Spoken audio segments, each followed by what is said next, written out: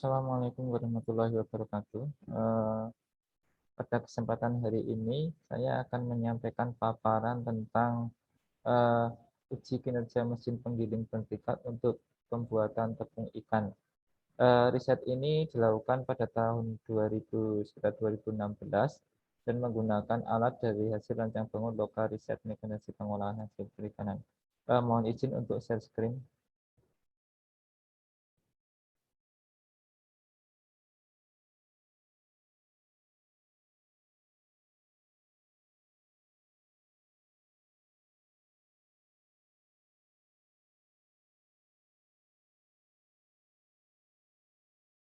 Uh, Baik, langsung saja untuk mempersingkat waktu saya presentasikan hasil riset kami uji kinerja mesin penggiling bertingkat untuk pembuatan tepung ikan yang saya dilakukan oleh saya sendiri Wahyu Trihandoyo dan juga Lutfi Asadat dari Lokal Riset Mekanisasi Pengolahan Hasil Perikanan.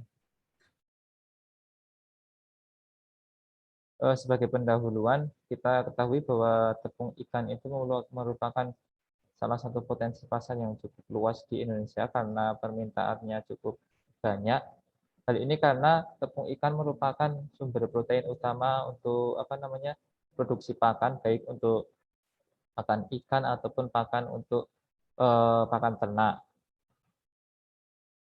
Tetapi ironinya sekitar 70% kebutuhan tersebut dipenuhi dari impor dan belum dipenuhi dari produk lokal. Hal ini disebabkan karena kualitas produk tepung ikan lokal belum mampu bersaing dengan kualitas impor. Salah satu penyebabnya karena memang untuk proses produksinya masih menggunakan alat-alat yang sederhana dan masih biasanya untuk industri rumahan atau skala rumahan. Untuk prosesnya, untuk salah satu tahapan yang diperlukan dalam produksi tepung ikan adalah proses penggilingan bahan baku menjadi tekstur yang lebih lembut. Kemudian penggiling yang dilakukan oleh pengolah lokal biasanya menggunakan alat penggiling daging yang sudah beredar di pasaran dan masih belum menggunakan alat yang khusus. Kemudian kendala yang dihadapi biasanya adalah kapasitas yang masih kecil dan sering terjadi macet saat proses penggilingan. Hal ini kemungkinan disebabkan karena tekstur dan karakteristik dari ikan tersebut, terutama bagian tulang yang sangat keras. Oleh karena itu, diperlukan peralatan yang dapat mengatasi beberapa kendala tersebut. Selanjutnya, untuk tujuan penelitian, yaitu penelitian ini bertujuan untuk melakukan uji kinerja alat penggiling hasil rancang bangun lokal riset mekanisasi pengolahan hasil perikanan, khususnya dari tahap proses penggilingannya.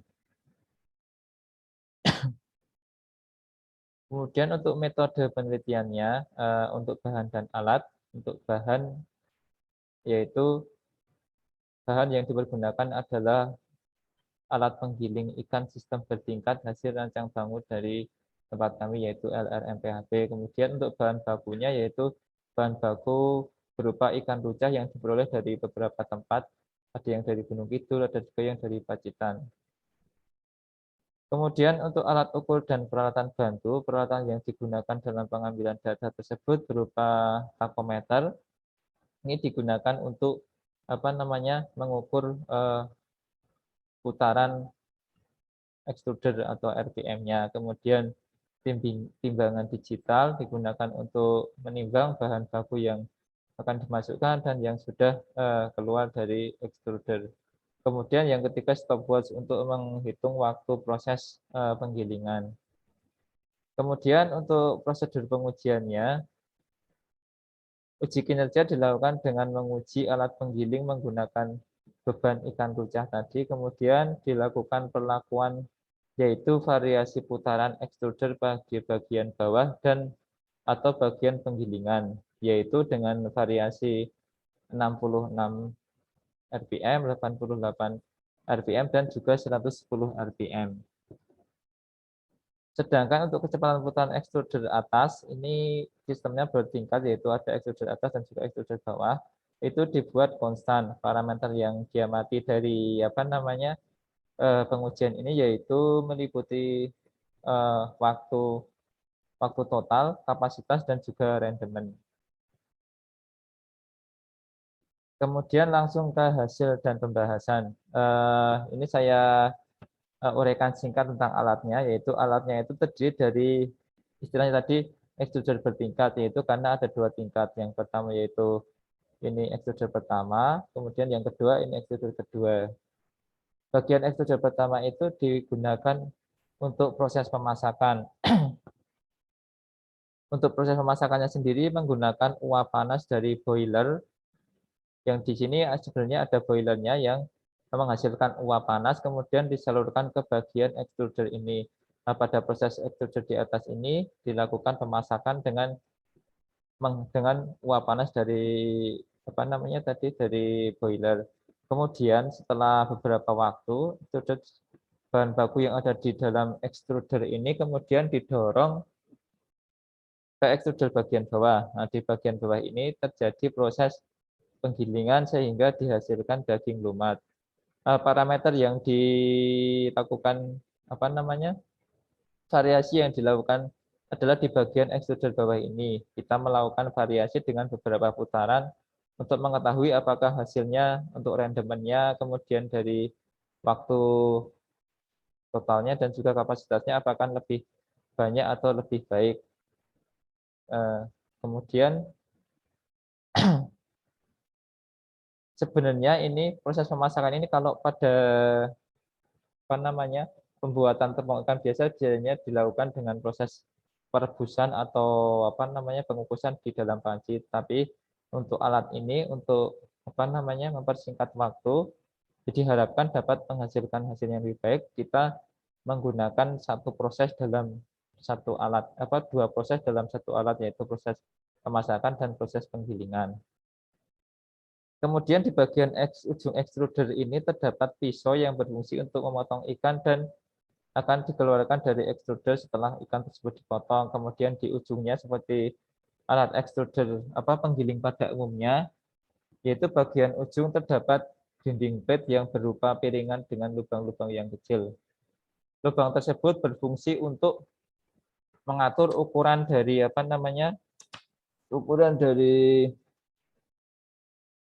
ikan yang sudah digiling. Jadi nanti ukurannya bisa dirubah-rubah tergantung dari keinginan yang akan digunakan. Selanjutnya, ini hasil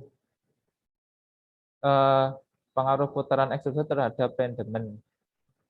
Dari hasil uji coba dan ditampilkan dalam grafik ini menunjukkan bahwa semakin tinggi putaran extruder, maka rendemennya semakin meningkat. Berdasarkan analisis statistik, kita melakukan analisis statistik dari beberapa data yang diperoleh, menunjukkan bahwa pengaruh tersebut sebenarnya tidak signifikan, tapi dari grafik terlihat bahwa ada peningkatan, tetapi secara statistik hasilnya tidak signifikan.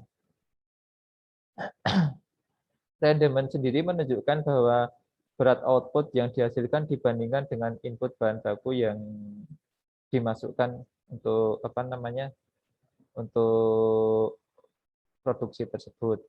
Dari data ini bisa diambil suatu pelajaran bahwa kemungkinan diduga ada kenapa pada RPM 110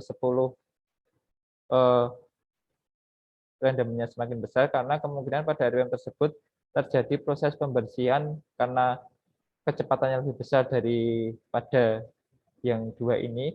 Kemungkinan terjadi proses pembersihan dalam di dalam extruder tersebut sehingga hasil output yang diperoleh lebih banyak, sedangkan pada RPM yang lainnya kemungkinan pembersihannya kurang maksimal, jadi output yang dihasilkan tidak terlalu banyak. Kemudian putaran extruder terhadap waktu total. Ini waktu total yaitu misalnya kita memasukkan material sebanyak 4 kg sampai material tersebut habis sampai keluar dalam bentuk material yang sudah tergiling. Itu adalah waktu total. Jadi dari grafik menunjukkan bahwa semakin tinggi putaran extruder, maka waktu total penggilingannya semakin meningkat. Tetapi berdasarkan analisis statistik yang dilakukan dari data-data beberapa kali percobaan, itu menunjukkan bahwa pada rentang ini, RPM ini, pengaruh putaran ekstrusi tersebut hasilnya tidak berpengaruh signifikan terhadap waktu total. Kemudian selanjutnya yaitu yang berkaitan dengan kapasitas. Kapasitas ini sebenarnya juga ada kaitannya dengan waktu total tadi. Dari grafik menunjukkan bahwa semakin tinggi putaran ekstruder, maka kapasitas semakin menurun. Berdasarkan analisis statistik menunjukkan bahwa hal tersebut tidak signifikan dalam pengaruhnya variasi putaran terhadap kapasitas. Kapasitas sendiri dan waktu total penggilingan saling berkaitan. Waktu total yang semakin lama otomatis akan menghasilkan kapasitas yang semakin sedikit dan juga sebaliknya. Ini dapat dilihat bahwa untuk waktu total tadi untuk paling paling lama adalah pada 110 rpm. Maka ini diperoleh kapasitasnya juga paling sedikit pada 110 rpm. Kemudian langsung ke kesimpulan, secara keseluruhan uji kinerja mesin penggiling bertingkat menghasilkan kapasitas yang tidak terlalu baik. Kapasitas ini saya lihat masih terlalu kecil. Untuk optimumnya yaitu tadi 25,68 kg per jam. Untuk rendemen optimum yang dihasilkan cukup baik, yaitu sekitar 83% pada putaran ekstruder 110 rpm. Kemudian hasil uji coba tadi menunjukkan bahwa pengaruh putaran ekstruder terhadap rendemen waktu total dan kapasitas tidak signifikan dari hasil analisa statistik. Hal ini diduga disebabkan karena putaran ekstruder pemasakan pada proses pemasakan tadi yang ekstruder pertama yang di atas itu dibuat konstan. Jadi kemungkinan sehingga jumlah pengumpulan material yang digiling juga sama. Jadi walaupun RPM-nya yang penggilingan tetap dirubah-rubah, tetapi karena jumlah material yang dimasukkan atau ekstruder karena dari ekstruder atas itu sama, maka kemungkinan itu tidak berpengaruh terhadap terutama pada kapasitas dan juga rendemennya tidak signifikan.